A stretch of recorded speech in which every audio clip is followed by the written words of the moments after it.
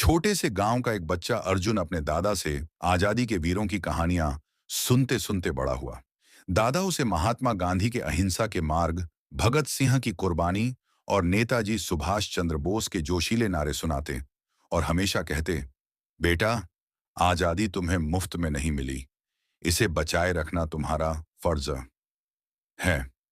ये शब्द अर्जुन के दिल में गहराई से उतर गए और उसने निश्चय किया कि वह भी देश की सेवा करेगा। पढ़ाई पूरी करके अर्जुन भारतीय सेना में भर्ती हो गया। सेना की ट्रेनिंग ने उसे सिखाया कि एक सैनिक सिर्फ दुश्मनों से लड़ने वाला नहीं होता, बल्कि लोगों की मदद, सीमाओं की निगरानी और आपदाओं में बचाव करने वाला भी होता है। उसे हमेशा अपने दादा की बातें याद रहती।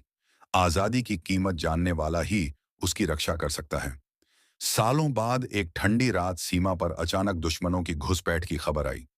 अर्जुन और उसकी टीम को तुरंत मोर्चे पर भेजा गया। बर्फीले और फिसलन भरे रास्तों में गोलियों की बरसात हो रही थी, लेकिन अर्जुन ने अपनी पोस्ट नहीं छोड़ी।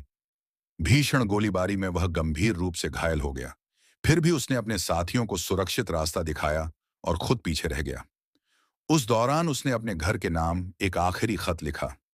अगर मैं लौट कर ना आऊं, तो मां को कहना कि उनका बेटा अपने दादा की तरह देश की सेवा कर गया, और गांव के छोटे बच्चों को मेरी कहानी सुनाना, ताकि वे भी देश से प्यार करना सीखें।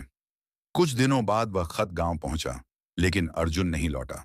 गांव वालों ने उसकी याद में एक मूर्ति बनाई और हर साल स्वतंत्रता दिवस पर बच्चे उसकी कहानी सुनते हैं। अर्जुन की जिंदगी यह संदेश देती है कि नेताओं से हमें आजादी की प्रेरणा मिलती है, सैनिकों से साहस और त्याग की सीख, और देशभक्ति सिर्फ शब्द नहीं, बल्कि हर नागरिक की सबसे बड़ी जिम्मेदारी है। तिरंगे की लहराती छाया में अर्जुन का नाम आज भी गूंजता है, एक सच्चा सिपाही जिसने अपनी आखिरी सांस तक वतन को सलाम किया।